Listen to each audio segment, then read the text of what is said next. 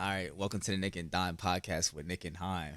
Man, man, it's been a while since I said that. I don't even remember the last time we recorded, but it's definitely been close to a year, if not a year. So it's been a while. Yeah, I'm I'd say a glad. little over a year, man. A little Yeah, over a year since the NBA Finals. I think game one of the NBA Finals just before game one for yeah. the Celtics. I'm glad to be back. I'm definitely glad to be back. You gave me a text, and what's crazy is before you even texted me, there were so many people, like so many of my peers that were like, "You got to bring the podcast back. You got to bring it back. Like we need it." And um, you know, I was like, you know what, you're right. Like I've been wanting to talk about basketball, and this year was like the perfect time for me to talk about the Cavs and talk about the Celtics. It was a good year for both teams. I know, of course, it didn't end the way we wanted it to, but 60 plus wins, just amazing year for the Cavs, and then the Celtics were great all year long, like they've been for the past couple of years. So it was a good year, but we're back. We're Yeah, back, we are. and We are. what a time, man! What a time to be alive. I guess we start with what we've been doing before we even get into the basketball stuff. Let's talk about life, um, the past year and things of that nature. How was things for you? It's been busy, man. It's been hectic. It's been just a lot. There's been a lot of growing and learning and understanding. I mean, I'm 25 going on 26 in October and working my job right now, and it's been great. And Mm, there's been a lot of reward with it. There's been a lot of travel going on the past year or two. It's been just super busy, but like you said, like I could not keep myself out of the game. I was constantly watching and formulating my own opinions in my head and everything. And I just could not resist anymore than I already was. And I was listening to other people too talk about the game online, like, the Stephen A's of the world and other people. And I'm like, man, if these people, if somebody could take the mic from these people, that'd be great. But yeah, no, it's been busy for me one way or another, but my mind's been on the pod and really mm. on the game just in general. So yeah, how about yourself? Yeah. As of recent, I've been going through a ton of changes. Like life has been changing drastically for me. In good ways actually. If I'm being completely transparent, really good ways. Just found a church yesterday. So that was Let's good. go. Just found a church that I was able to connect with and start to go to a lot more. So um, getting right with the Lord, honestly, that's the biggest change in my life so far. Um, Outside of Good. that, been coaching, been coaching. Same old with that. Actually got some maybe a potentially huge change here in a couple weeks maybe. So I'll update you on that as well as far as that goes. I think I have updated you a little bit on some Yeah, things, yeah, but you told me a little bit about it. District some champ. yeah, district champ once won a championship, so that was cool. Took a break from the AAU scene this year. It was last summer was taxing. You know how I mean I was updating you last summer about how much we were traveling and the kids were selling and it's just a lot.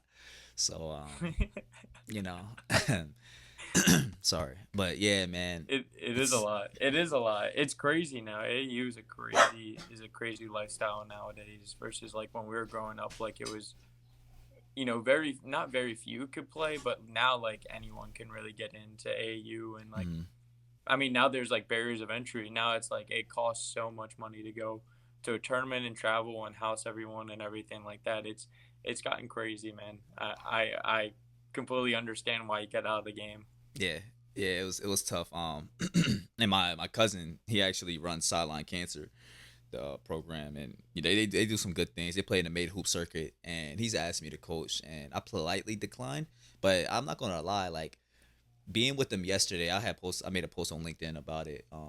Being with Mm. them yesterday was like kind of brought me back to like, man, maybe I do want to go back and coach for Sideline Cancer or like and the AAU team period. So I don't know. We'll see. I think next summer is will be my calling card.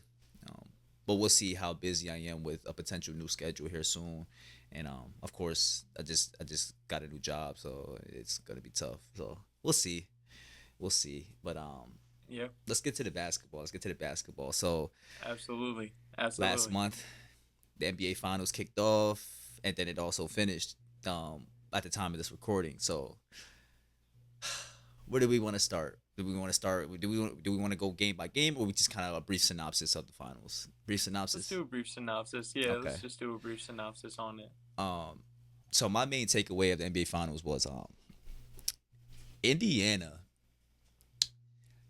shocked a lot of people. That's the first thing. They shocked a lot of people. No one thought that they would even get 2 games. I predicted OKC in 5. Not because I thought Indiana was not good enough, but I just thought OKC was too good. Like I thought OKC was really, really, really good. They won 68 games. Like they were exceptional all season long. And even throughout the postseason, the only team that gave them a real run was the Nuggets, who Nuggets. sent Yeah, them to 7. So, and I didn't even expect that either. But Jokic is just a specimen, and we'll talk about them later. Um, yeah. but yeah, if I'm being completely honest with you, I thought it was going to be OKC in 5. Jalen Williams had, I think, 2 stinkers in that series where I was like, I don't know. Like, there's a world where Indiana wins this series, and honestly, like, Mhm. it was low key kind of looking that way in Game 7, where I was like, okay, Tyrese Halliburton hit his first 3 shots. He's got it going. There's a chance here. And they been like the Pacers have been playing with house money virtually every series they played in, but the Bucks series they played with house money. They were the underdog in every single series that they played in besides that Bucks series. So like they were playing with house money all playoff long. So I agree. SGA was spectacular all series. He was spectacular all series. He proved why he was the MVP of this league. And I don't know if you remember this, but last year after the finals and when like after our free agency episode, I had OKC being the champion. I had them as our preseason champion before we didn't get a chance to do our preseason stuff, but they were my champion from preseason all the way up until now. So like that was the first year that I actually predicted a champion correct. Um, so I was happy about that. Very happy about that. Shea was my MVP coming into the season. I predicted that correct. Of course, y'all don't know that because it's not. I didn't upload it, but like my friends know it. There's no Like proof. Yeah. everyone, yeah, everyone that's close to me knows who I've been talking about all year long, and I've been talking about OKC since last season, and they underperformed a little bit compared to comparison. Compared to what I projected them to be a little bit last year, as far as playoff goes, they were number 1 seed or whatever, but underperformed. But yeah, that was kind of my takeaways. I thought Chet underperformed a little bit. Had a really good defensive game 7. I know he had 18 points and everything. But defensively he was spectacular. I think he had 5 or 6 blocks in that game 7, and he was great. Jalen Williams ended up picking it up after a while. He had that crazy game. I think it was either game 6 or game 5, where he had Where the you have 30 40. plus. Yeah, 40 points. Yes, he had the 40 point game. Yeah, yeah.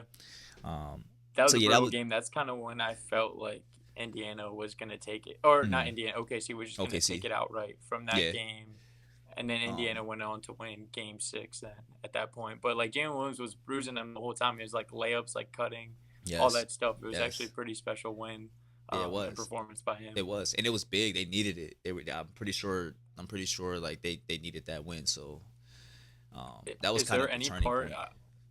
I Go got a ahead. question for you. Is there any Mhm. part of you that thinks that Indiana gave the series away? Yes, I'm gonna tell you. I'm gonna tell you why. So game 1, they played with house money. They got the win that no one projected them to win. That crazy. Is that Right. crazy? That was one of the Right. craziest endings I've ever seen. So they went up 2-1 in the series. They went up 2-1. Game 4 was their chance. You were up 2-1. If you go up 3-1, you win this. Like you pretty much win this series. Um, they went up 2-1, and then they lost game 4.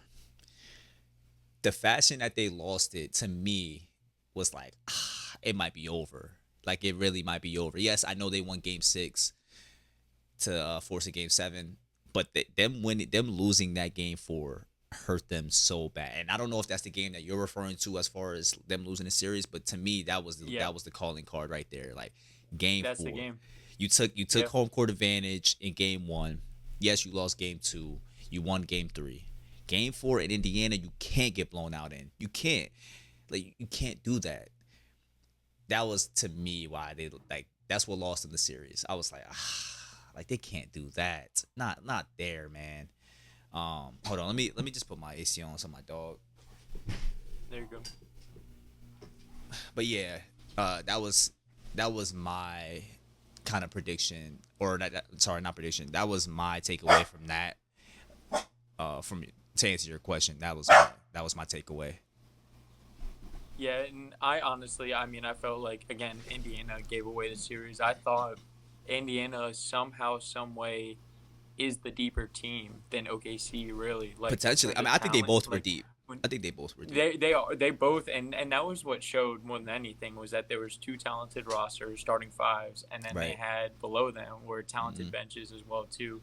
I felt like Indiana kind of had the edge, like more of the experience still, and it was showing in certain ways, but the starters, I thought Neesmith and Turner were underwhelming throughout the final series, especially Turner. I thought he Yeah. completely like shot himself out of the series, and it almost makes sense that he ended up leaving for Milwaukee after that series, and not even because he got booed out of the finals or anything like that, or booed out of Indiana, Hmm. but he's been there for 10 years at this point, and they came up short. Obviously, we know more than anything Halliburton with the torn Achilles. I'm sure that's not all the reasons for his decision, but at the end of the day, like Turner could have stepped it up just Hmm. a little bit, and Neesmith as well too. Neesmith was all over the place in comparison to like the series prior that they had him, and he was shooting the ball lights out and was just very physical, solid defensively. It was one hell of a series, honestly. Like, and it took really Tyrese Halliburton tearing his Achilles. That was really like the dagger in the series. Like Yeah, it you was. felt it from those first 3 minutes, 3 4 minutes of the game. You could feel like Halliburton was turning it on. He was getting hot, and then all of a sudden he fell, and like you saw him, smacking the floor on the court, and then he looked up and he said like it did or I did, and I was like, oh shoot, he did. He tore his Achilles. He absolutely did it, and then they showed the replay and I was sick. Like Yeah, I was like watching you on could my see the phone pop. I too, was and I was going back to what I was saying though. I mean, you saw Halliburton on the floor and he was smacking the floor and looking up, and you just knew, like I said before, Rogers, Tatum, there's Dame, even you could see it too. Like you can see the snap of the Achilles, and it's one of the ugliest injuries I think I've watched now, knowing like the severity of the injury now too. And with Tatum too, we didn't even mention Tatum, but like Tatum, you know, both those players, Halliburton and Tatum, being out for the significant time, like the NBA is going to feel it. Like Halliburton before the playoffs and was Dame voted too. most over. Yeah, exactly. But I mean, especially I would say more so Halliburton and Tatum, just because of like they are on the rise. Like they are on the Mm. come up. They're in their prime is really what it is.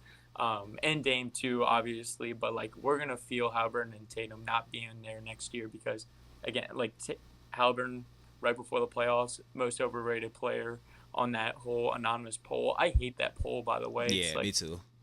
one of the worst things ever, and I wish they would release all the names of who's voting for who and everything, just so they can expose these players. But one way or another, like even Tatum gets a lot of backlash for being, not this as big of a superstar.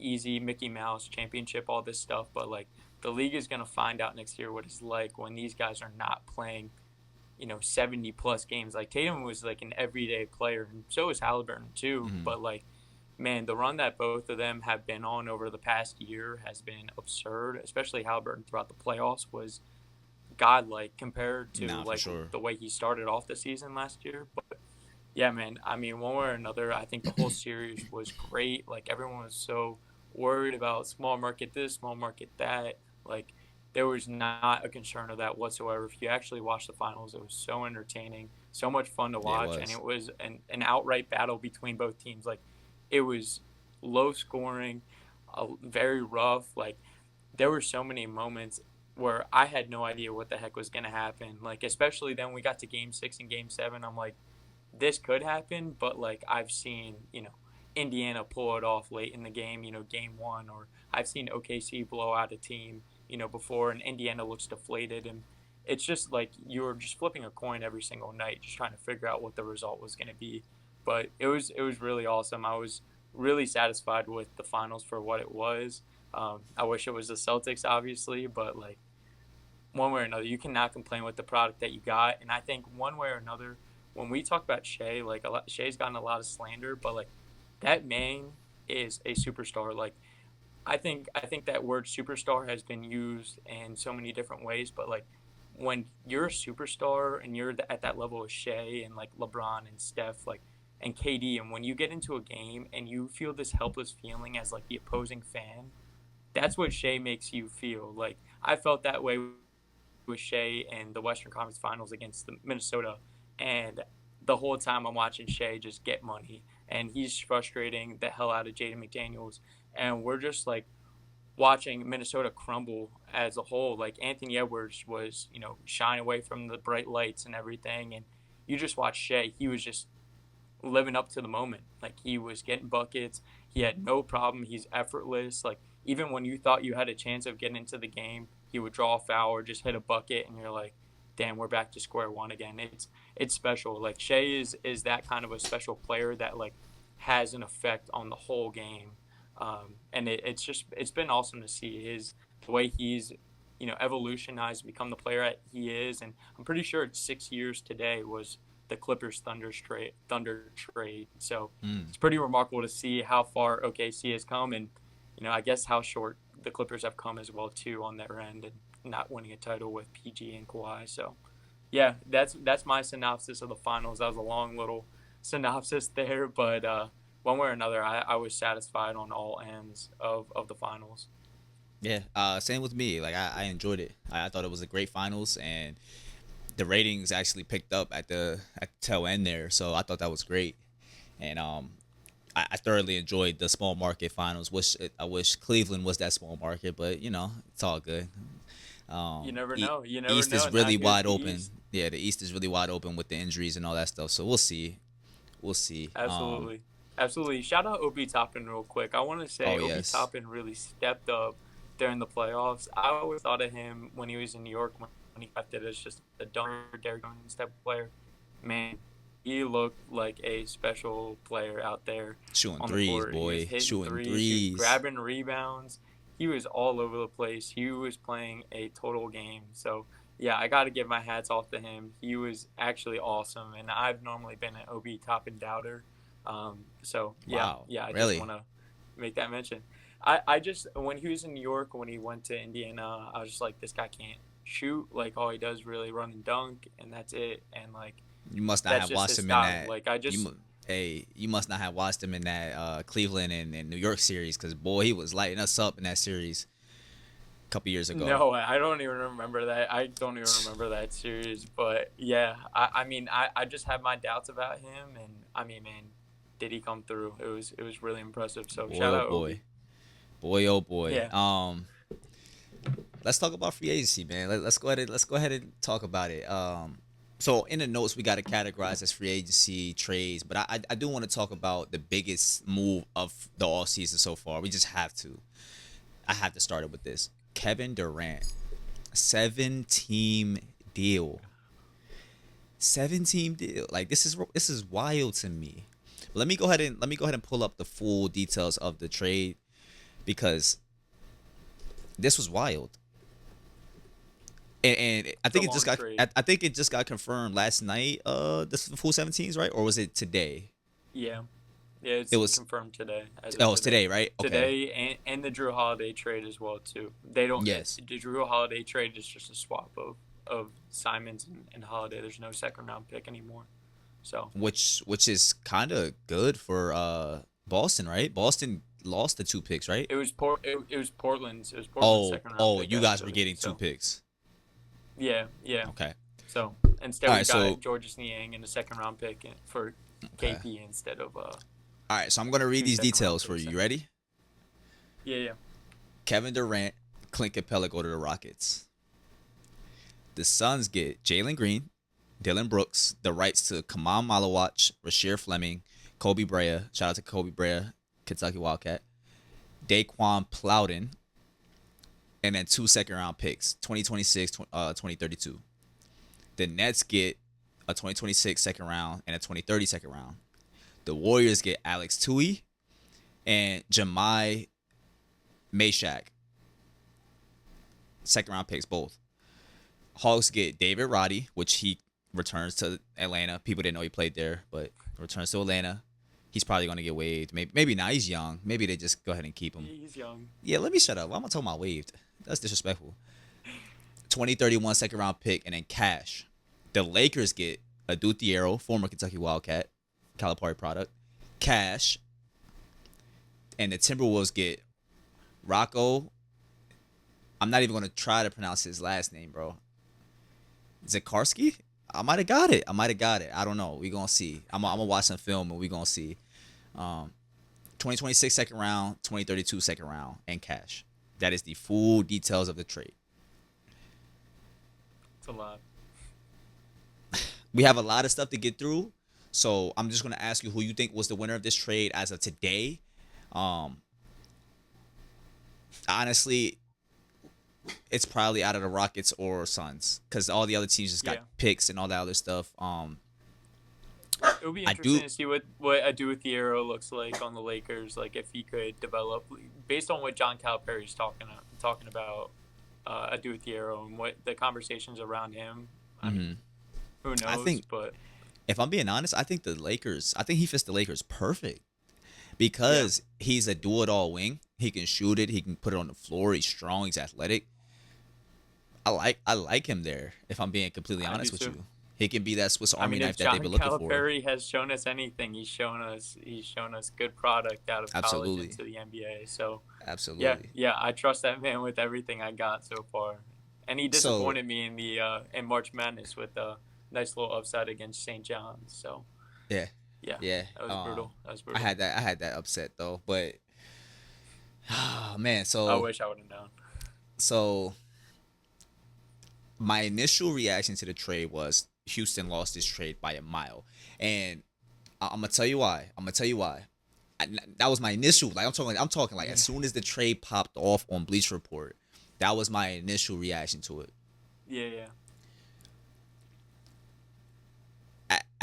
After like it's been 3 weeks now. After 3 weeks, barely 2, yeah. And they made all of their moves. I was like, okay.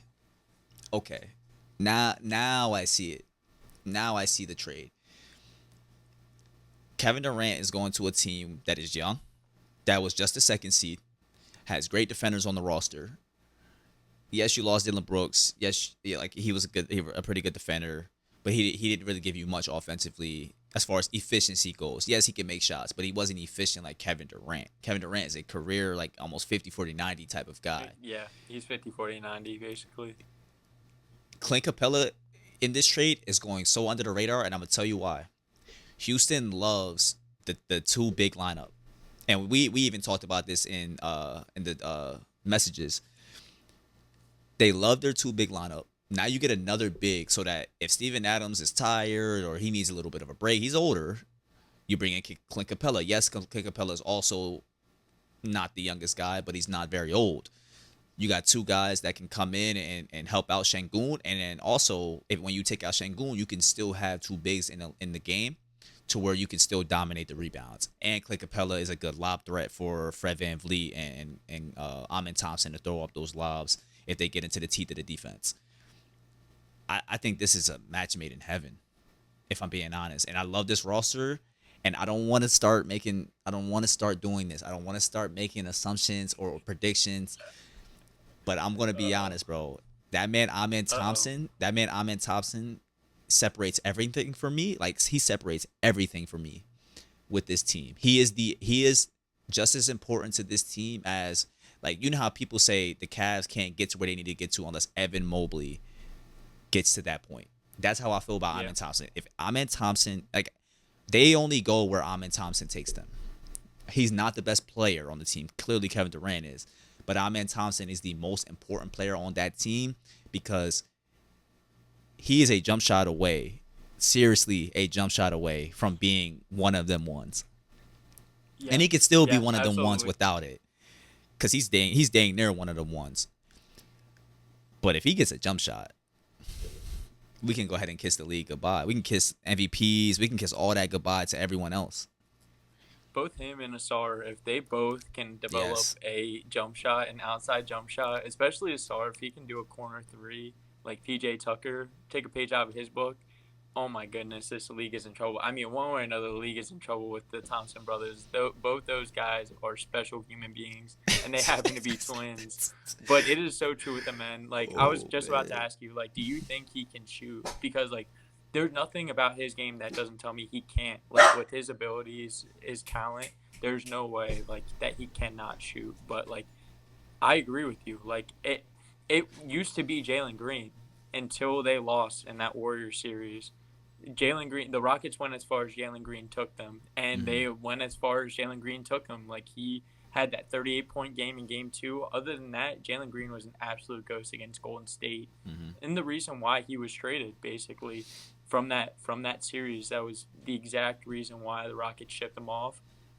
And honestly, I mean, now they passed the reins to somebody new. So I completely agree. Thompson is definitely the one um, that is going to lead the way for this Rockets team. No, regardless of him not being, totally the best player.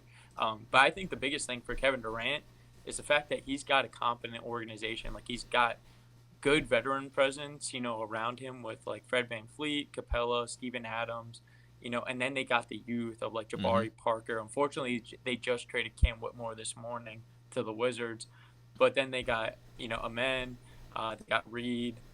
Who else they got? They got Tari, as well too. They just got a really good roster, and I think it's got all the makings. Like you said, 2 seed already. It's got all the makings for a team that is poised for a run to the NBA Finals at this point with all health. Being working out for them. But that's how I feel about this Rockets team, and I totally agree with you. Amen Thompson is a jump shot away, man. He really is, bro. Like he really is. Like he's scary. But that trade was crazy. Who's your winner? Do you have a winner? My winner's Houston. Yeah. Houston, yeah, Houston, absolutely. I mean, it's just again like the coaching. Hmm. You finally got Kevin Durant over the past what I don't even know how many years it's been since he went over to Brooklyn from Golden State, but there's been a 2016, long time right? that It happened 2016 summer. Wait, no, who you no, talking no. about? Wait, who you talking about? Well, Wait, who you no, talking about? when he went Kevin Durant when he went to Brooklyn, that was Oh, when he what went to Brooklyn, that was 29. That was 2019. like That was 20. 2019. Yeah, 2019. So yeah, Mm-hmm. since 2019, I mean Kevin Durant has been searching for like an organization that actually has their head on straight, Mm. has like a coach. Like Phoenix right now is cycling through coaches like it's Yeah, it's nothing. wild. It's wild, and And they're then all Brooklyn still is on over there. payroll too. Yeah, and then Brooklyn is out here just playing basketball. I don't even know what the heck they're doing out there. They're stacking up picks right now. That's all I know at the moment.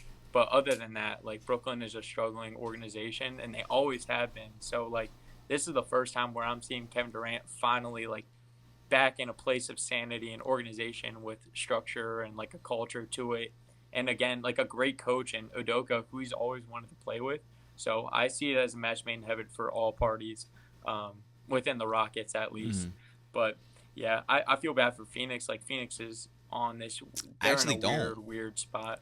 You I don't you I'm don't a, feel bad? I actually like what. This is gonna sound crazy, but I like what they're doing.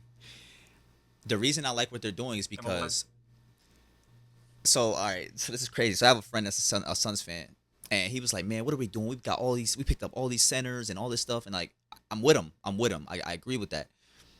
But in terms of like building a young core, of course I think the Devin Booker timeline is your timeline. But if he's not a for lifer, you have a chance here to go ahead and get assets for him, and then just build this young crew because you got Malowach, who I think is going to be a heck of a defensive center.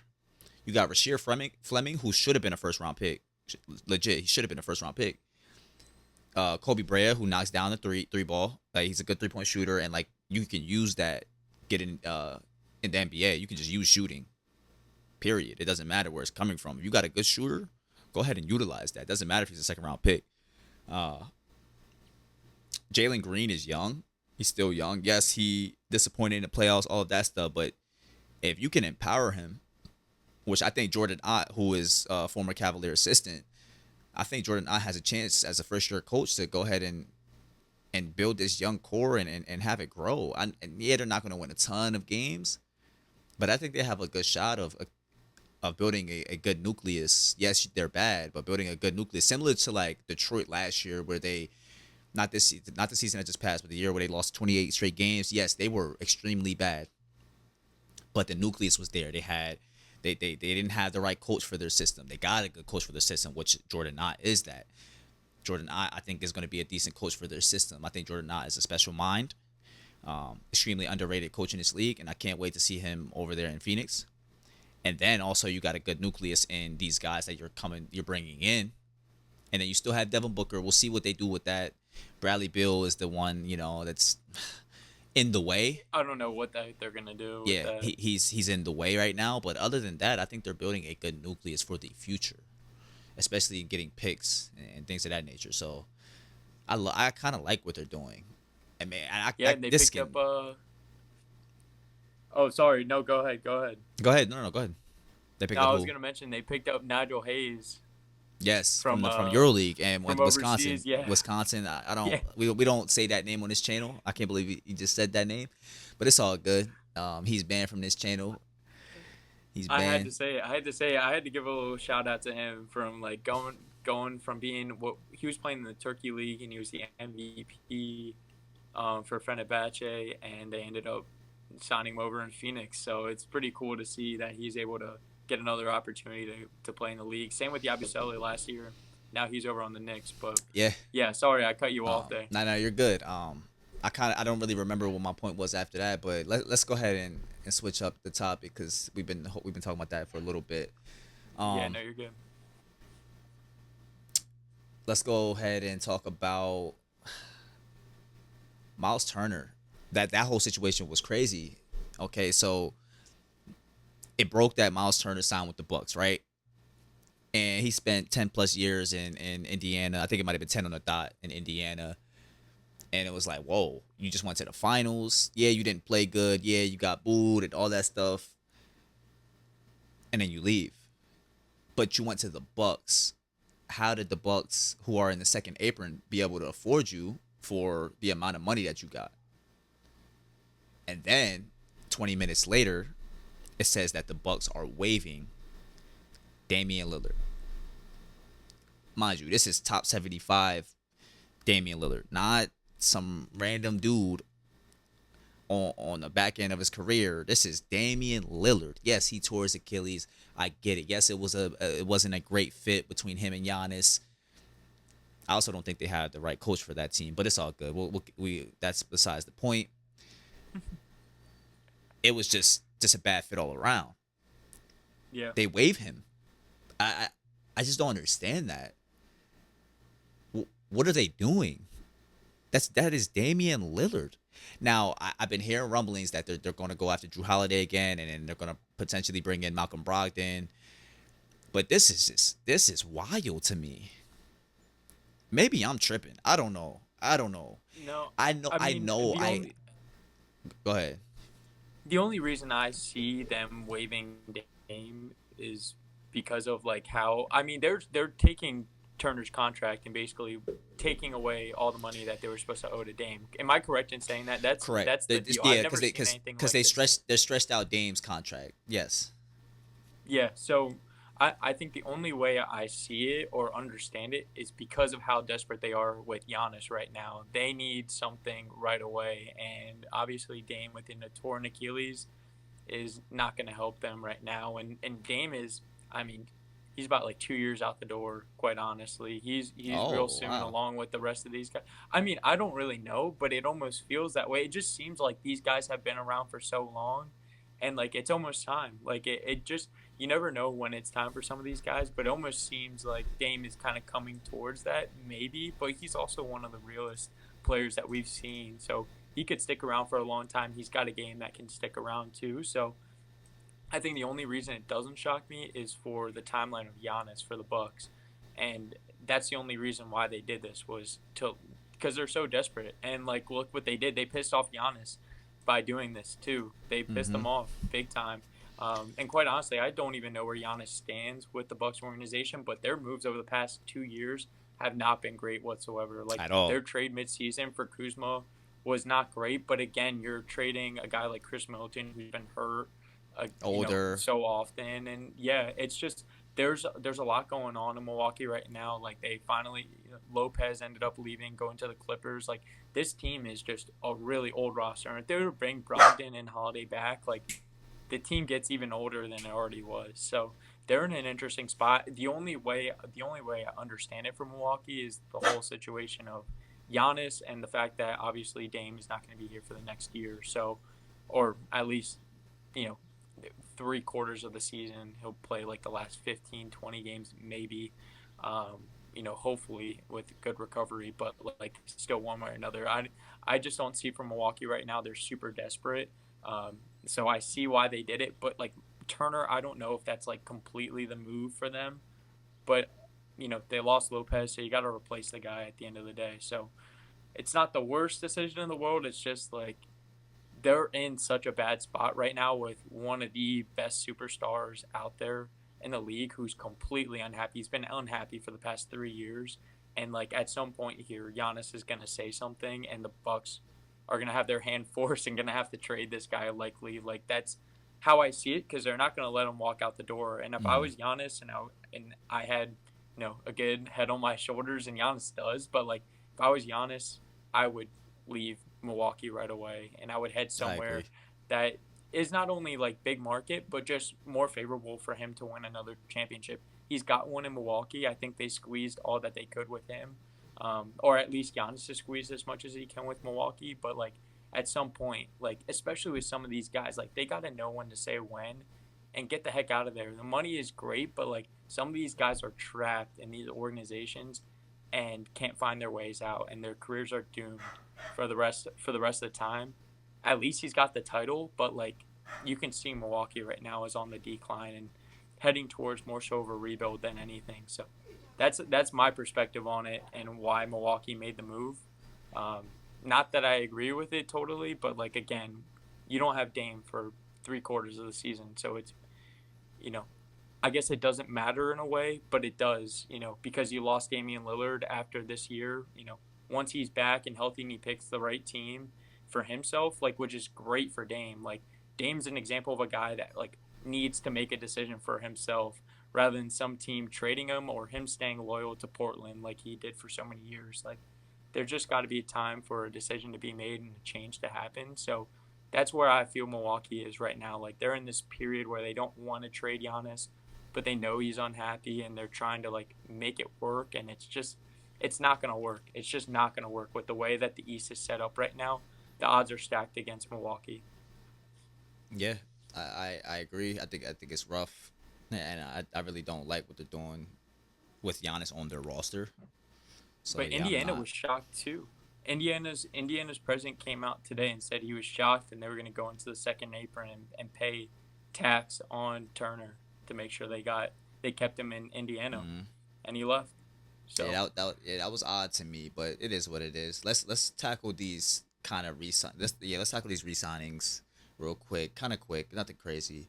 SGA signed a yeah, supermax, like well deserved.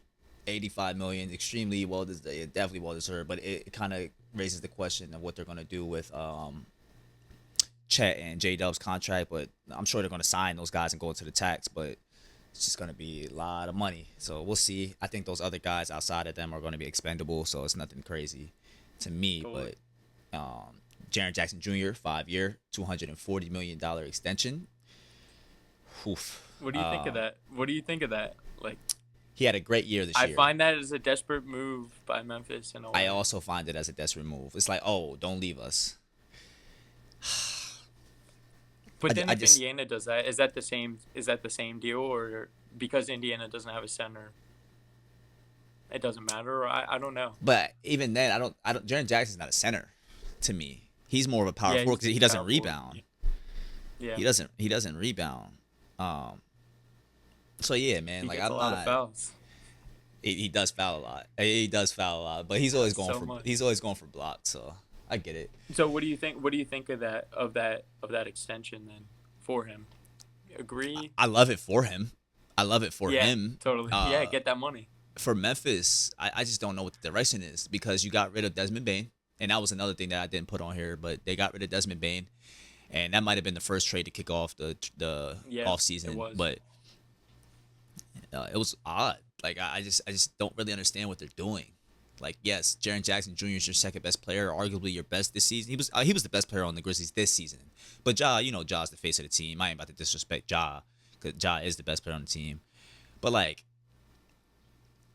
why? Like, I don't know. Like, I don't get it. Yes, Ja Morant is that's the guy that has like he's the window. Ja Morant is the window. At the end of the day, Yeah. you want to win a championship with him on your roster. I just don't know. I don't know what they do because I don't know if Ja Morant in 2025. I don't know if I feel that Ja Morant can be the best player on a championship team. And honestly, that's okay. That there's not an issue with him being the second best player or third best player on a championship roster. But you're basically buying into Ja Morant being the best player on your roster to potentially win a championship by signing this deal with Jaren Jackson Jr. because it So pigeonholes you in getting another guy. You know what I mean? So yeah, that's the main issue I have with it. But we'll see. we saw Ja take a back seat this year. He was definitely like riding. He was riding in the back. Like he was very chill this Hey year. Like yo, I thought he was gonna be, putting up bigger numbers than what he was. Like he mm, he needs to develop his 3 point shot just a little bit more. Like that could really unlock it for him. I mean, anyone who could shoot a 3 pointer, can expand their range is like instantly lethal. But like he more than anyone like has been trying to shoot the three and it just has not worked out for him. But I definitely saw this year like he took a step back from like years prior where he's been more aggressive, scoring a lot more points, like more the face of the team. I don't know if you saw it that way, but that's kind of how I felt. Like I felt like he kind of looked like the number two guy on the team, who or like Ja? looked like the point guard. Yeah, like he Yeah, was that's like why the I said. starting, Yeah, yeah. like That's he was that's like the starting point guard yeah. basically of the team versus Mm-hmm. like Ja Morant, like we Yeah. know, That's him to why be that's why I that. said that this season Jaren Jackson Jr. was better. He was their best player in Yeah, my opinion. I mean, he was great all year yeah, long. Like legit great. He was really really really good. He was an all-star for them this year. He was the only all-star on the Memphis Grizzlies, so he had a really good season, man. I'm not disrespecting him, but 240 million pigeonholes you to make other moves and they need a wing. And it's just like, man, what are we doing? What is happening? So I don't know. hmm It's not me to make those decisions, so I don't know. We'll see what they do over there in Memphis, but I'm a little worried because the window felt so big back in 2022 when they had the 50 plus wins and they were the second seed, and it feels like it's continuously shrinking to where now it's kind of closed. I mean, what do you think of their coach situation? They fired Taylor Jenkins just Right, before the season right. ended You too. It was fired you crazy. fired one of the best coaches in the NBA. And Thomas Isolo isn't bad. I'm not disrespecting Thomas Isolo, but like, what's the end goal here? What is the end goal? Is it the future? Because if it's the future, why sign this deal? I don't know, Yeah, but maybe I'm tripping. Maybe I don't know much about the financial aspects of the game, even though I study this daily. It just makes no sense to me. I agree. But it, I completely agree with you. When they signed that deal with him, I was like, okay, this is Memphis is in an interesting spot at this point. Like they gave up Desmond Bain too for what feels like nothing, to be honest with you, for what Orlando has now in their on their roster too. yeah. So like I don't really know where Memphis is heading at this point. Like even with Ja too, like Hmm. considering like we just said, like he took the back seat this past season, like what happens from here? This team might fall like Philadelphia did last year, where Hmm. like we see like a collapse of a team because of like just everything starting to fall apart. Like the dominoes are just all starting to fall at one time. So Right. yeah, yeah, I Yeah. definitely So see it as a desperate move from Minnesota, or not Minnesota, Memphis. Sorry. yeah, that's what worries me, but it is what it is. Fred Van Vliet resigned for 50 mil. Let's talk about that a little bit. I actually love it. I love it. I think hmm it's a good bargain for a guy that was huge for them. Yes, a lot of people don't are not in love with this game. I get it, but he's just a steady point guard. He's the perfect point guard for the Rockets system, and he's a guy that is great to for Reed Shepard to study under. I honestly love it, and 2 years is perfect. That gives Reed Shepard enough time to really grow in this system, and then 2 years from now, he can become the guy. So I love Yeah. this, man. I really do. What's your take on it? I agree. I really like it. I like the re-signing. I mean, I was skeptical when they brought Fred in initially, and I'm like, okay, this is really weird for Houston right now, considering where they are. But it really worked out. I loved his game in the playoffs, especially in that Golden State series. Like Yes, he was yes. keeping them in the games. Like again, if it weren't for Jalen Green just being the lights being too They bright for win that Jalen Green, series. like They win that yeah, series. yeah, Seriously. easily. If he averages I 15 had them points, winning that maybe. series. I projected them to win the series. Bro, I had Houston, Minnesota, and the Clippers all making it to the NBA Ooh, Finals. Each of them were their own individual single bet, oof. and each of them were to pay me $600. So I was like, okay, like So you're not a they were believer all in long OKC, odds. or you just wanted to make some like the odds were Well, I too good wanted to to. I not? mean, Yeah, yeah, the odds were too good for OKC, gambling obviously, men, and I bro. was like, you know Gambling what? men. Them betting. That's what they do. That's what they do. It's not Guess good how for your. much? Hey, Guess how much I made at the end of the NBA playoffs? how much? $0. Yeah, it's Zero, not good. zero Hey, dollars, listen, I zero shouldn't even dollars. ask how Actually, much, bro. negative. It's probably negative at this It's point, but not good. one It's way or not another, good. no, no. But one way or another, like they had that series, they had that Golden State series, and Fred was awesome. So I mean, just shout out to him. I mean, he was really cool. It was like unconscious shooting from him too, and I'm like, okay, like when's this guy gonna miss? And he was just constantly hitting threes and just keeping him in it. But yeah, again, like Jalen Green, if it weren't for him coming up short, man, Houston would have a better chance at Yeah, least I agree. against Minnesota. I wonder how they would have done against Minnesota, but Jalen Green, man, that was really disappointing. But I like the Fred VanVleet re-signing. I think it's good for them. And again, like I said before, like the veteran presence that they have on that roster and that locker room will go a long way alongside KD and the rest of those guys. So nice to see for Houston them. Simple, a smaller one. Ryan Rollins, 3 year, 12 mil. Congrats to him, man. Like a guy that I didn't think would mesh well in the league. He had a pretty good playoffs. It's huge. That's huge for him, man. Seriously, 3 years, 12 million. Yeah, it's not a crazy amount of money, but to get him on a bargain, that's great. I'm happy for him. I'm happy for his family. I think that's awesome, man. But smaller deal, nothing to really Huge. kind of talk about. But Harden, not a small deal. two No. years, 81 mil, pretty much 82s, 81.5. And then they brought in Brooke Lopez. Clippers. Hey, They're an they were interesting they team, were man. they were a shocker for me. And I guess we can, since we're on the Clippers, we can also talk about that the trade that they made today, I believe. I woke up to this trade. Norman Powell goes to Miami, John Collins to the Clippers, and then salary dumps goes to the Jazz. Kevin Love might as well come back Kyle home. Anderson. Might as well come back home and retire, brother. Kyle Anderson, they're probably gonna buy him out, and he'll go to maybe a contender. Maybe go back to the Grizzlies, I think, or something like that. Grizzlies or Timberwolves, I Crazy. don't know. Man, I feel bad for Kevin Love. Come on home, baby. I got that number 0 jersey in my car. So whenever you need to come back, I'm retire it. So Kevin Love is one of the funniest people on social media. I oh, don't for know if you sure. know I saw about the this, tweet. Yeah, I but saw the like tweet. he's just one of He, the funniest dudes. Like yeah, no he's matter the hilarious. situation, he is always posting something, and it's like unhinged. Like you wouldn't even think it's like an NBA player that's actually posting this stuff. Yeah, Kevin Love, like let alone, and yeah, it's him. It's him. He's he's hilarious. hilarious. He's hilarious. Kind of talking about how they played in the playoffs this year.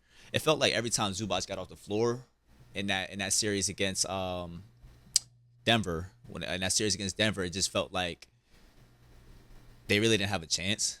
Every time Zubac got off the floor, and Zubac, he honestly, yes, Jokic got his numbers, but he did great against Jokic defensively. Yep. I thought bringing in Brooke Lopez gives you another big body to kind of neutralize guys like that. To when Zubac is off the floor, now we got Brooke Lopez to stretch the floor out a little bit and still bring that same intensity on defense and same big body on defense to where like okay, now we got to think a little bit.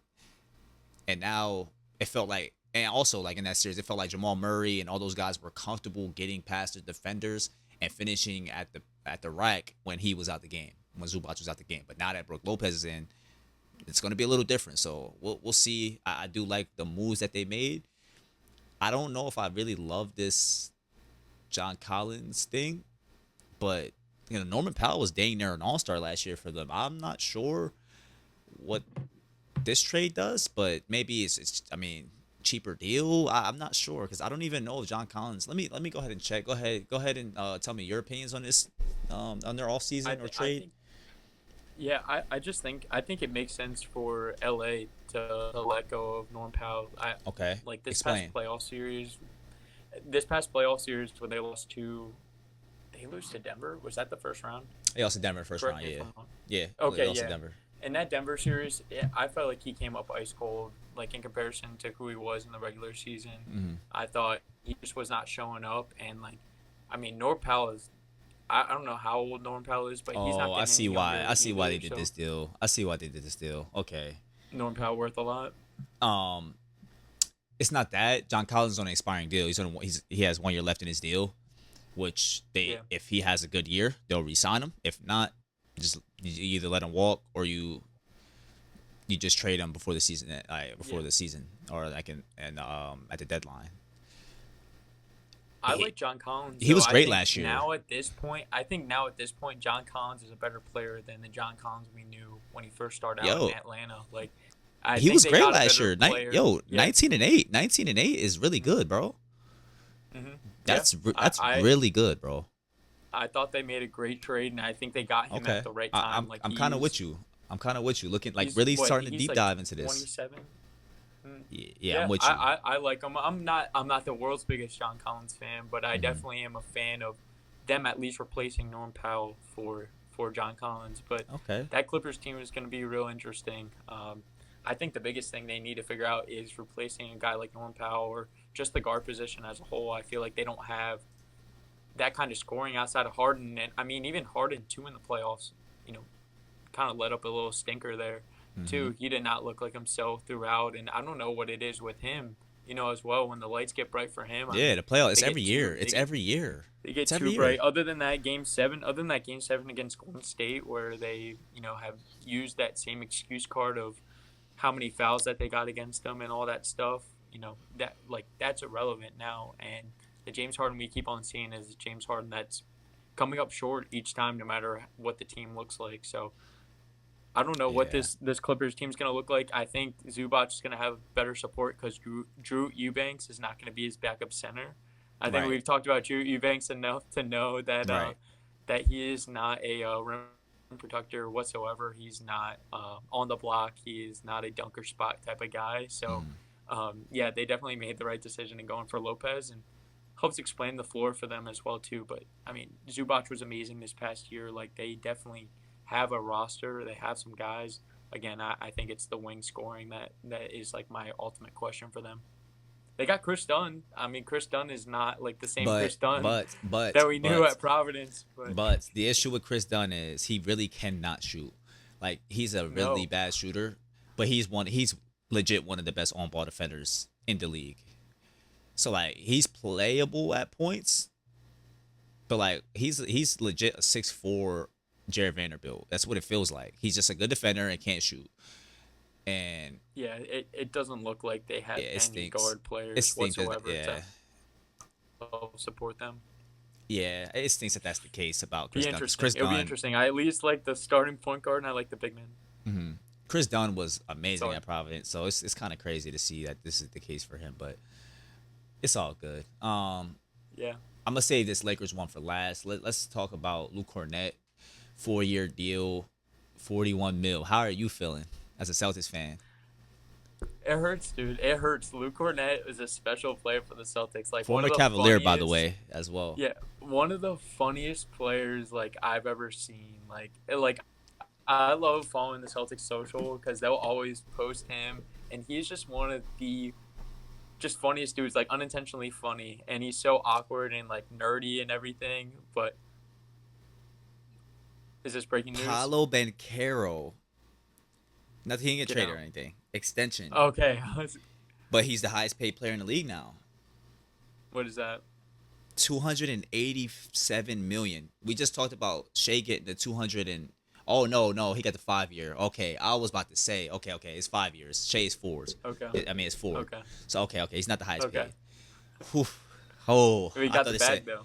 I thought it said 4 year. Congrats to Paulo. That's breaking news right here on right Well here. deserved. Well Well deserved, deserved. man. Well He's deserved. been a baller. He's been an absolute baller. Well deserved.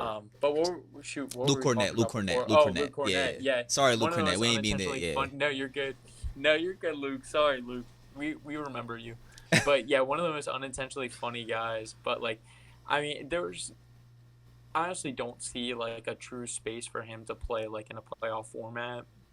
He's a great regular season center, and he was just like one of those unique guys where like he would put on some like crazy nights, and I'm like, I love this guy. Like I love this guy for being just this white nerdy like stereotypical guy, but he can play. He can play basketball with them. Like he's good at moving the ball. I think like he'll play well with the Spurs. Like if they use him for minutes off the bench, like he'll be just fine and helping run the offense and everything and protect the paint. But like he's definitely not like a playoff minutes guy. Like he needs to get on like the Giannis diet or like the Wemby diet now. Wemby's getting huge now, but one way or another, he's gonna need to bulk up a little bit before we start using him for playoff minutes. So yeah, I mean, farewell to Luke Cornett. He's a champion, but man, Good. if I can remember Luke Cornett for anything, he's one of the funniest guys I think That's I've awesome. ever witnessed.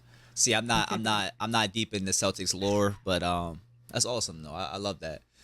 Uh, Interesting player, but it breaks my heart. It breaks my heart. This whole team is disbanding, as we know. yeah, second apron's messing everything up for a lot of teams. OKC will be next at some point in life. Well, they're not going to dominate forever, right?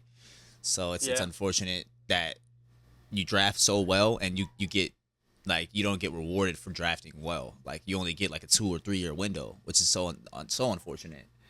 But it's all good. Hopefully it gets fixed, but maybe not. yeah. All I right, mean, go ahead. is it an issue? Do you see that as an issue? The apron and everything being an issue right now. It is weird. It's really weird. So And some of the contracts that these guys are on is like kind of weirding me out. Like it's mhm, not more money, or maybe it's not even less money. mhm. Uh, what do you If think? if I'm being honest, like for teams like this, yes, because like the Celtics, for example, they drafted so well, and you get disbanded for that. Like you don't get rewarded. Like they drafted Jason Tatum, they drafted Jalen Brown. Yes, they brought in Drew Holiday, Derek White in trades, and also Porzingis. So that's a little different. But like OKC, for example, they drafted all three of their stars, and potentially they're gonna sign those guys to big deals, and everyone else is gonna have to go. That was the reason they won a championship. Guys like Aaron Wiggins, who saved basketball, by the way. Um, Aaron Wiggins. You had guys like Alex Caruso, who they brought in, who they're not going to be able to sign again because the second apron. Casey Wallace, who they drafted, they might not be able to extend rookie extend because the second apron. A guy who really was important for them in the NBA Finals. He started games in the NBA Finals for them. Like Which is crazy. I can't even believe Casey Wallace was starting NBA Finals games, I but I can, respect him for that. I Like can. he's a great player, but like I You couldn't know believe why when they ran him on you game know one. why I like Casey Wallace, right? Yeah, BBN, Oh, BBN okay. baby. What's crazy is He's a baller, he great plays a player. lot different in the NBA than he plays in college. Like this stuff is really role based. It's a role. Like you have to play a role. So like him, for example, Kenrich Williams will be cheap, so they'll be fine. They might be able to keep him, but like the guys around the edges, Aaron Wiggins he's gonna command some money here soon. Like he could play. Like it's tough, man. He's a I'm Wiggins. worried. Yeah, yeah, he saved basketball, so I'm worried, man. I'm very worried about the second apron stuff. I don't like it for teams like that. Like teams that take advantage of it. I get why they put the second apron in, but I just think this was the wrong era to put it in. I think the era with KD going to the Warriors should have been the era that implemented the second apron because that shouldn't have happened. But I don't know. Let's move on. Let's talk about the Warriors. I Yeah, mean, not the Warriors. The Lakers move. So LeBron opts into his contract. Had everyone worried. Like, okay, it's a 1 year deal here. Does he retire after this season? Potentially, maybe he's hinting at that. I don't know. we had that conversation last year too, and what happened? Right, just came He back. came back. Yeah. Yeah, Um, he came back. DeAndre Ayton slides to LA. They get their center. I'm gonna be honest. I don't love it at all. Like at all. I don't think he fits the Lakers at all. I'm just gonna be In honest. what way? What way? In Let's hear every it. way, because you got to think about it. His motor is extremely low. I've Big seen him issue. have temper tantrums on the court. Like he legit he gets in moods on the court where like he takes plays off.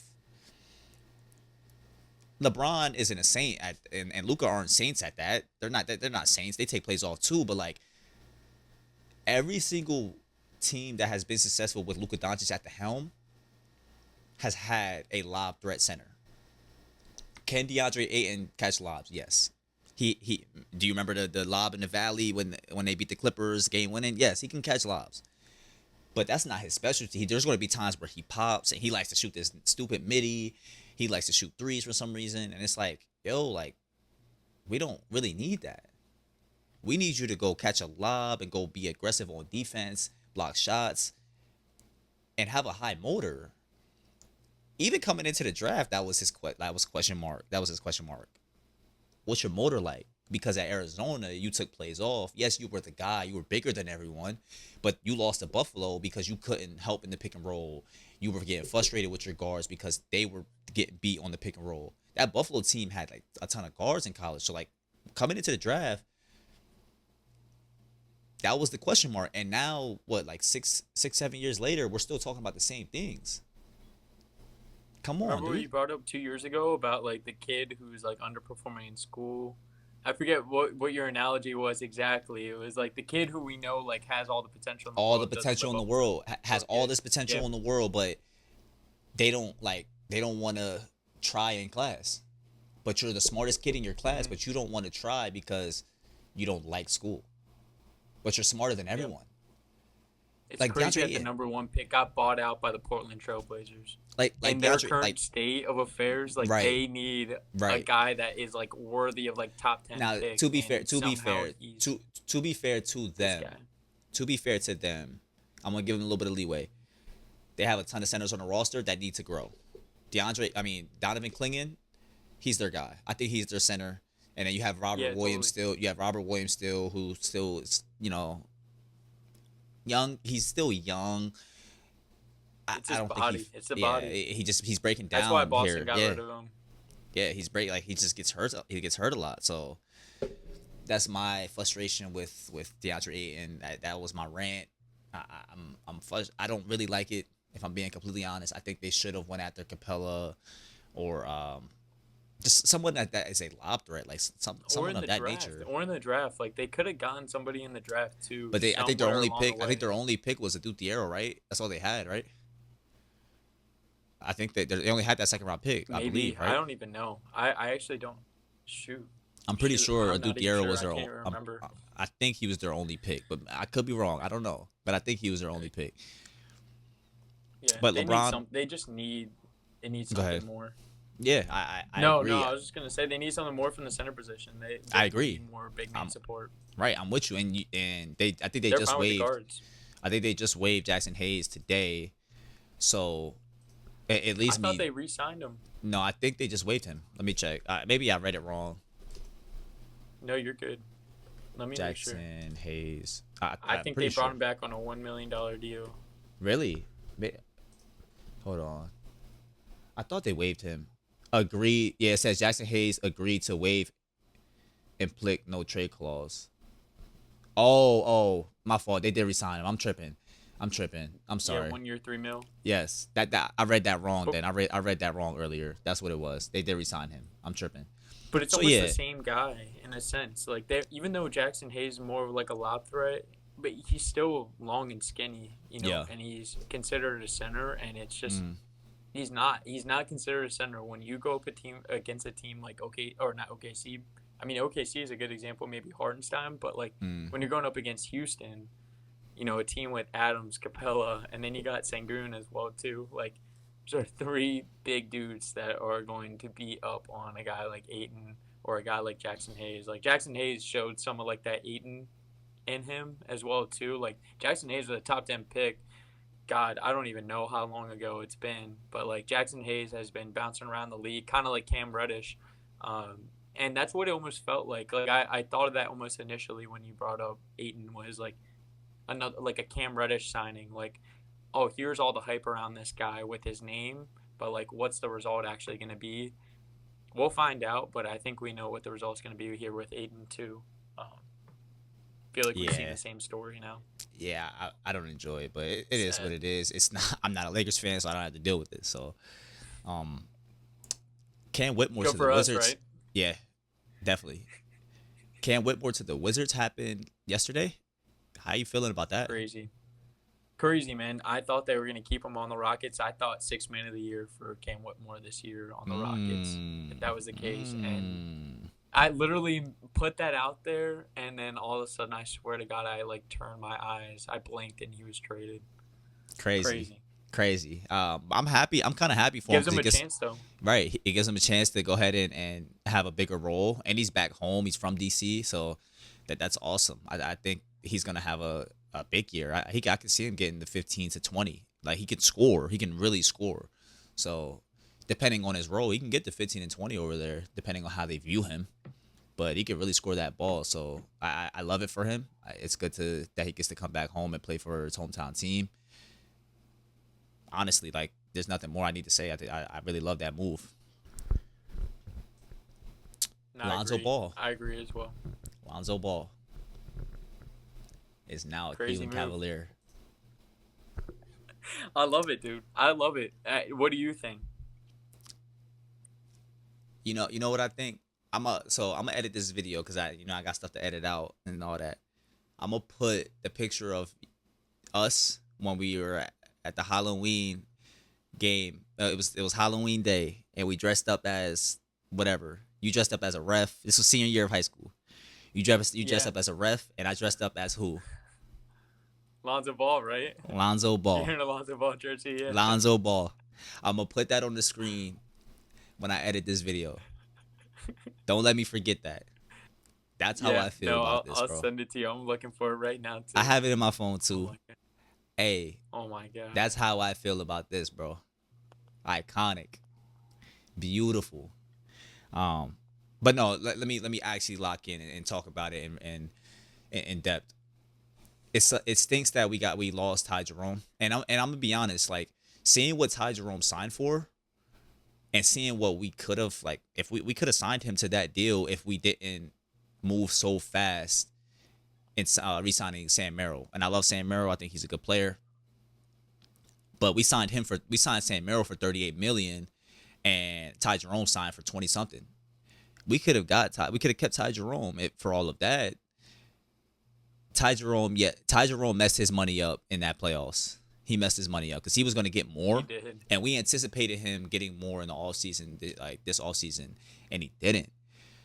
It stinks that we lost him because we rushed by signing Sam Merrill and then trading for Lonzo Ball when we could have waited a little bit, re-signed Ty Jerome, and still traded for Lonzo Ball. Because now, then at that point, Lonzo Ball is more of a 3 and D nowadays in his career, where like yeah he can still play point guard. We're gonna need him to play some point guards minutes here, but it would have been great if we could have had him off the ball off the bench, and then had Ty Jerome on the ball, where we have two dynamic guards off the bench, and have Lonzo Ball be more of our Alex Caruso to the Thunder, how Alex Caruso is for the Thunder. So if I'm being completely honest, I do love Lonzo Ball being here. I'm not saying any of that. Like I do love him being here, but I if we didn't rush, we could have kept Ty Jerome as well. But it's You okay. think Ty Jerome would have stayed under all the circumstances? You don't think he would have went elsewhere? Yeah, I think he would have stayed just because one, him and Donovan Mitchell are so close, and then him and DeAndre Hunter are close.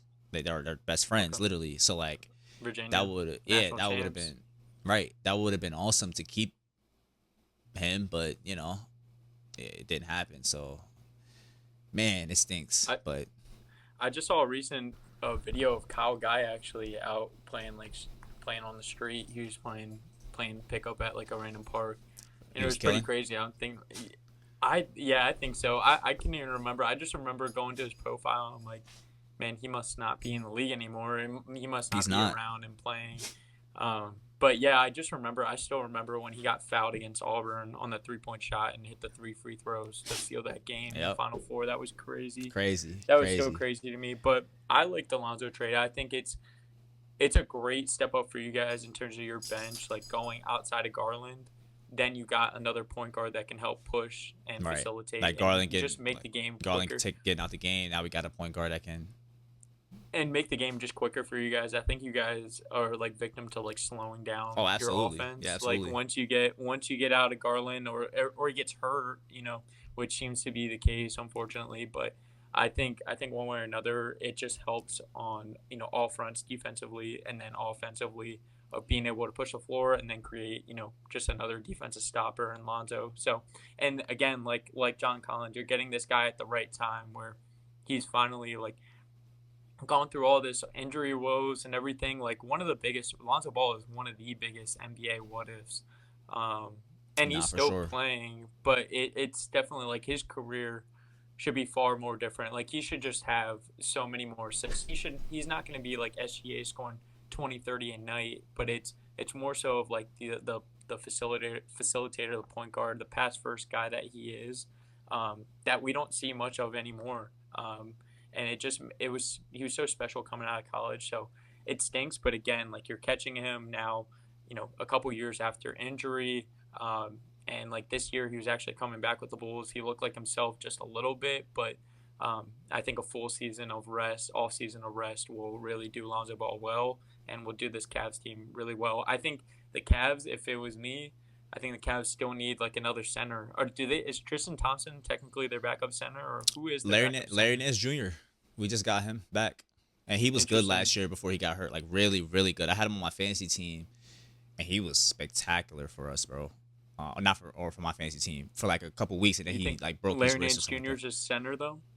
He played center a lot for the Hawks last year. He's 6'9". Yeah, he's not like Yeah, super tall, but I mean, centers nowadays like are especially off the bench are kind of getting smaller and running yeah, small ball lineups. And we've never really ran a small ball lineup in Cleveland because we've always had Evan Mobley or Jared Allen.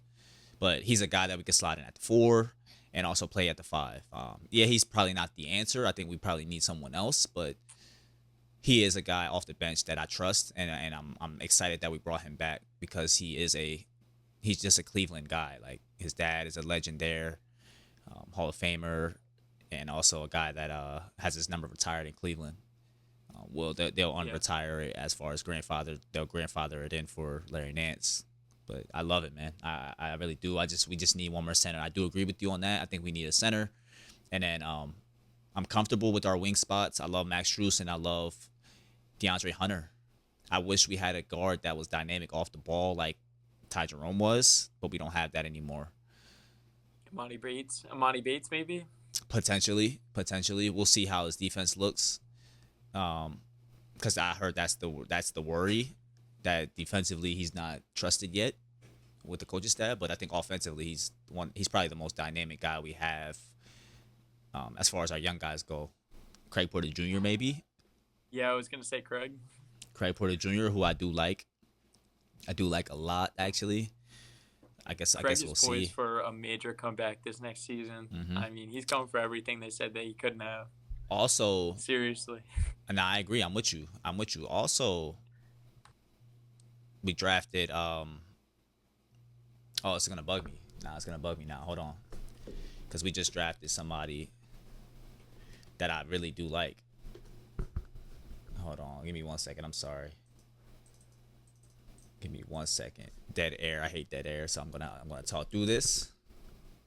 Let me see who was Tyrese Proctor. Tyrese Proctor. Yeah, I like I him a just pulled lot. it up too. Tyrese Proctor is somebody that I do like, and we also signed Kentucky Wildcat Jackson Robinson, who I actually had getting drafted at this pick before the draft.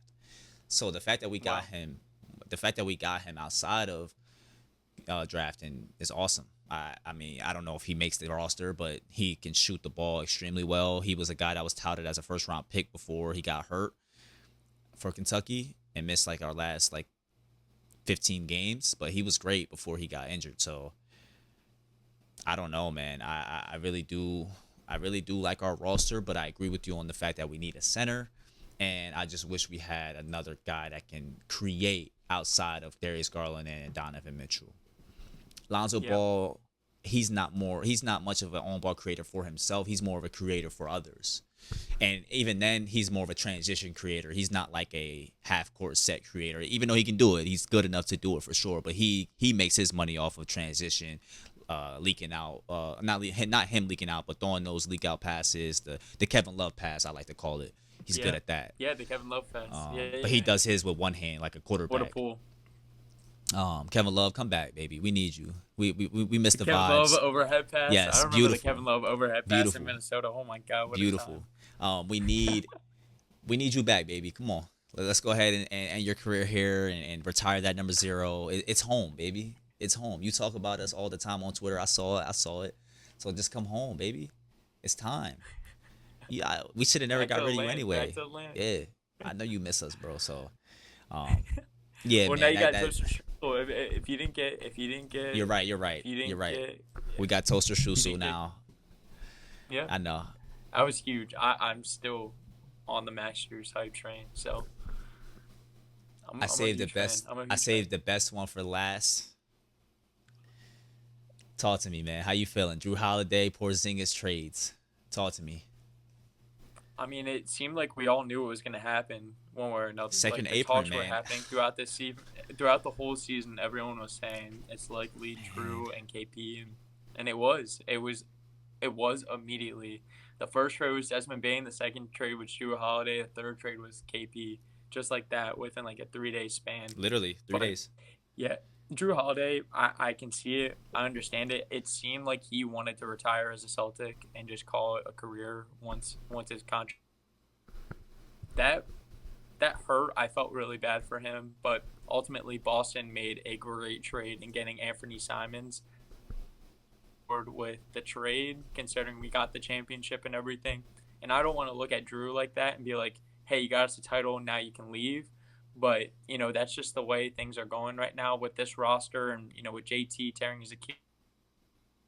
Um, I think the trade was great just for the fact of getting Anthony Simons again, another guy that is coming to this Celtics team like primed almost. Like this I past like season him a with lot, Portland, man. like getting the green light and was playing at his own pace and everything.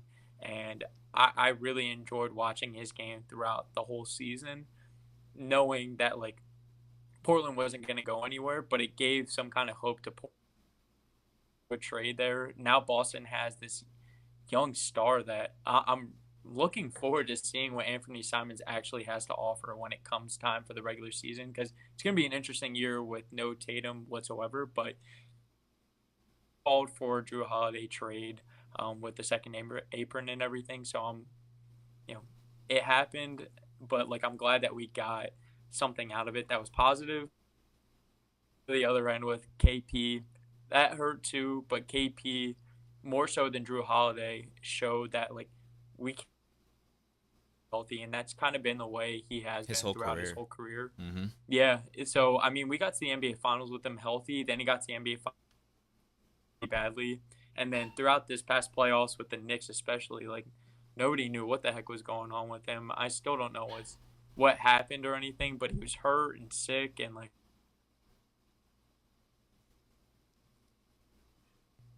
as productive or as efficient. Like it was a lot of throwing it into him at the top of the key, and he would try to back down like a smaller guard, and then like little fader or like a hook almost, basically like with his he would start with his back to the basket and turn around and chuck it up. And because he's 7 feet, he can obviously like he's got the advantage to put the ball up, but Mm-hmm. it was not efficient. It was, again, he was not healthy. So it was all kind of lining up on top of the second to let him go. But I did not like the fact that we got Georges Niang from it. Like whatever we He's back. can do He's to back like home though. make yeah, well, whatever we can do to make sure that a Boston Celtics jersey is not named or made, that would be great. But I just have this. I've been anti Georges Niang because I've gone against him. I've just not personally gone Anti. against him, but yeah, it's just more so the personality and everything that's behind him. Wow. I think he has a Yeah, great there's personality. Like if you, of course, he's a cool guy. of course, I'm biased He's a because he cool played guy. for my team. But like, bro, if you, I've watched his podcast and stuff, and like he's awesome, bro. He was cool. Like I like that he stood up to Ben Simmons, but like in some of the moments when I was watching him and stuff, and like he was somebody this Yeah. year. I Hold on. forget who it Give was. me Like give me 1 second. I'm nigga, sorry. Like your camera keeps cutting out. Let me. I'm sorry. nigga.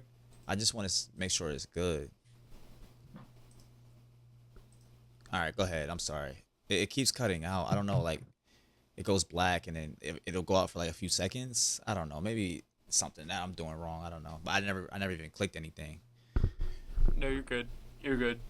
Um, But go ahead. but Georges Niang. yeah, You hate no, him. yeah, no. As I was saying, Georges Niang. I mean, there's just been some couple games where I've watched him in like the playoffs or something, and he's talking trash. There was like a clip of him like mic'd up or not mic'd up, but they just caught the Under the audio sounds, and basket he was with talking. Quentin Yeah, he was Grimes. talking trash. Yeah, it was Quentin Yeah, he Grimes. It was was like, Quentin "Oh, Grimes, and if Joel was here, if Tyrese was here, PG was here, you in the corner." yeah, you're sitting in the corner and stuff. But that's what Georges Niang does. Like Georges, I don't know Georges Niang for much more. Like he gets to the rim and stuff, but like when I watched Georges Niang on the Cavs, like he was wearing like running sneakers, like it looked like out there, and Nah, like bro, he had the Giannis's on. Chill on my dude, bro. are they? But like Yeah, not he had this the year. Giannis's I'm talking on, about bro. last year. I'm talking about last year. Nah, I'm talking about He last year. had the Those were not Yanitos on, bro. Giannis's. Let me see. Dude, those are like Nike. Like, Yo, he had the dude, I don't Yanitos on, even bro. know. Let me see. Georges. Let's go to.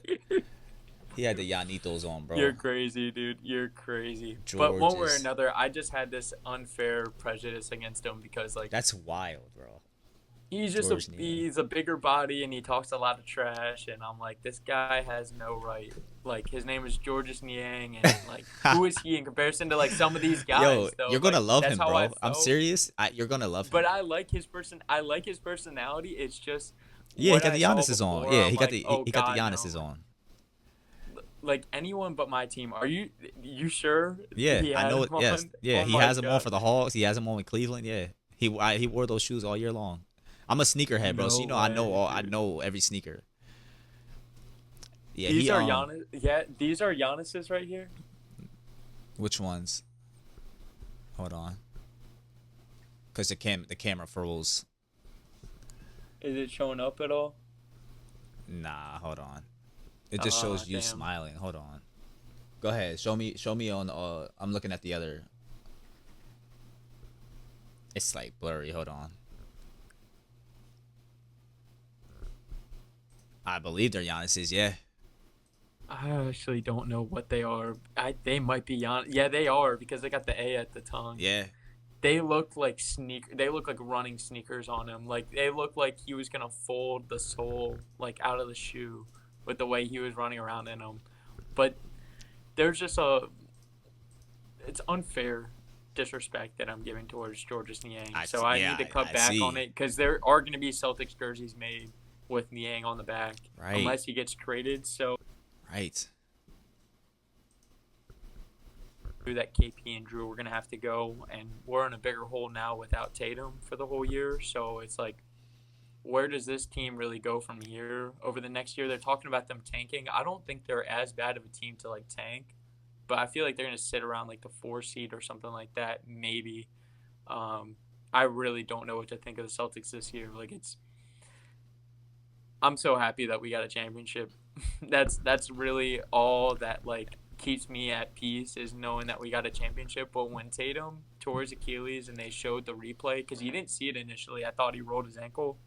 Once they showed the I was so replay, hurt by that, man. I went into a pit. Yeah, man. I I felt almost so cried, bro. awful. Like legit, I almost cried. I was like, man, Yeah, no way. Like, why are we losing this good of a player in this league, man? yeah.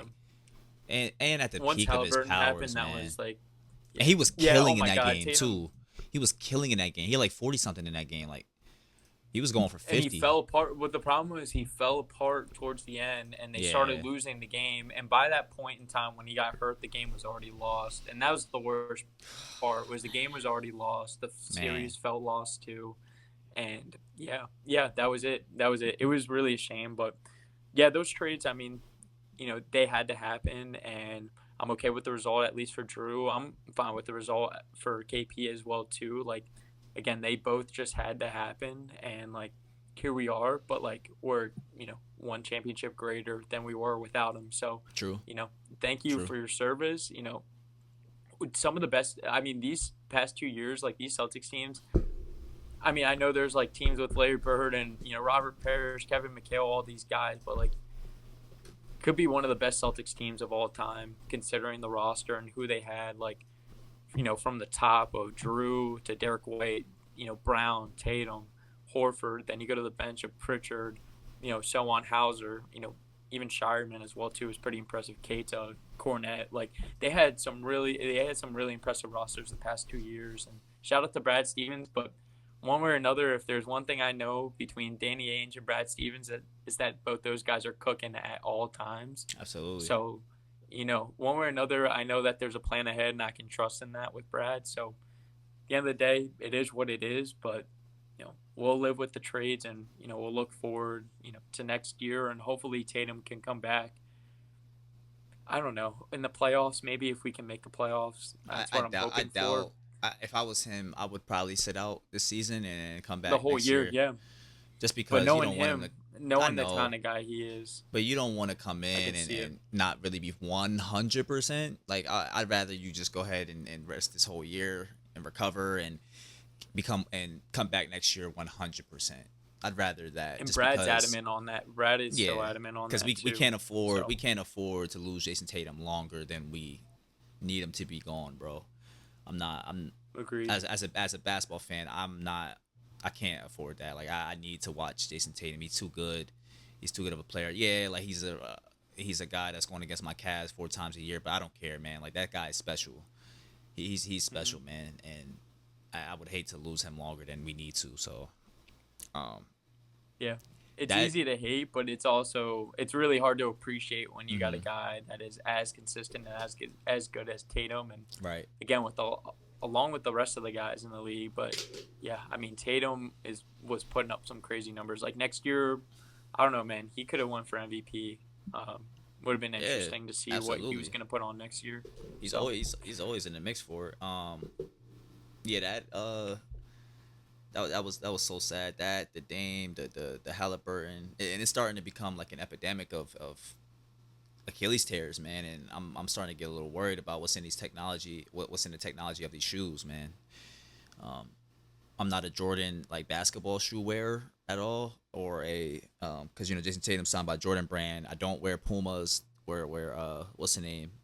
Tyrese Halliburton got hurt, and I Adidas. also don't wear Adidas with Dame. So as far as basketball goes, I do wear those brands as far as other stuff, but basketball I don't, and I'm starting to get a little worried what's in the technology of the shoes, and it stinks, man. It We're really gonna have to does. we're gonna have to get Brendan McGlynn on here and give us a little sports science and let us know what's up. I think players are maxing their bodies out too much, like That too with the in the weight room. AU and Like the they're weight room. yeah, the weight room. Like everyone's trying to max out, and everyone's at peak physical shape. Like that's the one thing we've been talking about for the past couple of years is like these guys are physical specimens. Like if you think the guys in the 90s could keep up with most of them, like they can't because these guys are just a different kind of breed. But they've also been talking about like players aren't practicing and stuff like that. Like they're not getting their bodies like acclimated before games. There's a lot of conversation, but I think the biggest thing for me at least, and I'm no scientist, I'm no doctor, but at least I think they're just maxing out in the weight room. Like they're going so hard, like they're maxing out their last rep. They're going for that 10th rep, and it's putting their body to like that strain. Like they're already at the max, and then the next level is a snap or a tear. It feels like, but again, it's like no matter what, like every single year, there's guys that tear their ACL. There's guys that break their ankle, break their leg. You name it, it always happens. But the Achilles is definitely becoming a more common injury. It's pretty concerning. I don't know if you see it on the high school circuit at all, like Not really. Achilles tears, or if it's really just like the pros. Like it's Yeah, it seems like it's more of a pro thing. It's sad, man, and I hope that it gets fixed or adjusted or anything. I just hope that it can just get avoided. Really, that's the moral of the story. I Yeah, hope that it can get avoided, and these guys can get healthy as fast as they can. And it helps that they have the best trainers in the world. So I'm just hoping that they heal up and come back even better. But that that concludes. That's all I have. But that concludes today's episode. First episode back. I there's thought a it was lot great. there. Yeah, I thought it was great. Yeah, no, it's a lot of fun. Yeah, I enjoyed it. It's good to be back. I definitely missed you, my guy. So it's good Miss to you be too. back. Um, I'm thinking hopefully 2 episodes a week. That like I think that's the minimum for us. And of course we talked about our schedules and we'll work that stuff out. But you're gonna be seeing us a lot more. We're gonna be actually playing a ton of fun games. Since it's the off season, it's the most boring period of of basketball season. We're gonna be having a lot of fun here. I got some ideas and I got some plans for this podcast, and also looking to get back into interviewing people. So can't wait. Absolutely. Absolutely looking to get people involved. We definitely need to get Jared and we need to get Fred back on Hmm. too and I was just with Fred get yesterday, Malik. so Yeah, oh my God, man. I mean, that guy's been on a little journey, hasn't he? yeah, yes, yeah, yes, for Traveling the sure. world. Holy Hmm. crap, man. He's been it's so special watching these guys. Hmm. But yeah, no, I'm excited to get back into it. I mean, foot on the pedal and looking forward to seeing what's next. It's going to be fun going through the off season talking to these different people, but then once the season kicks off, I mean, man, this past year was a lot of fun. It was a lot of fun. I look forward to next year and like I think it gets even more I don't know. I guess ambiguous is the word. I don't know what the word is to describe it, but it's gonna be Mm. ambiguous. Probably What the a wrong word. Is word, though. ambiguous? Hold on, Is hold ambiguous the on. right word? I don't What a know, man. If it's word. the Hold right on, word, I'm bro. gonna have to Hold on. What you say? Say it again. ambiguous. Say it again. Ambiguous, which Mm. is well, no, that's not right. Ambiguous means and Hey, I it's don't like a care. double Hey, I meaning. don't care. Good stuff. Good Yeah, stuff. thanks. Yeah, way to expand my vocabulary. One way or another, it's not going Hey. to be clear as to who's winning an NBA Finals next year. It's going to be very Man. confusing considering how good these rosters are. It's a lot of Um, parody in the NBA. It's the parody era, I think. it's skill. It's just a We've skill. The had we've skill is unbelievable. There's no face of the league anymore. We did not talk about that. We'll have to talk about that in the next episode. right. There's no face in this league right now because of Not yet. how good everyone is at the game of We've basketball. we've had a new champion every year the 2020s. And that hasn't happened since the 70s. I think the 70s there was a new champion every single year in the 70s. So we're on pace for that, and I honestly love it. That's the one thing I do like about the I second agree. apron is that there's a new champion every year. That's the one thing I like about the second apron. Outside of that, I'm cool off of it. But Yeah, hopefully I agree. Cleveland's the next champion. We'll see. I don't know. Just Yeah, first apron, second apron, third apron, Cavs in five, Cavs in Cavs in 5. seven. Let's do it. I'm here. I'm here for all of it. I'm here for all of it, man. Um, but yeah, we'll see you guys in the next episode. That is the Nick and Don podcast. We out. See you guys again.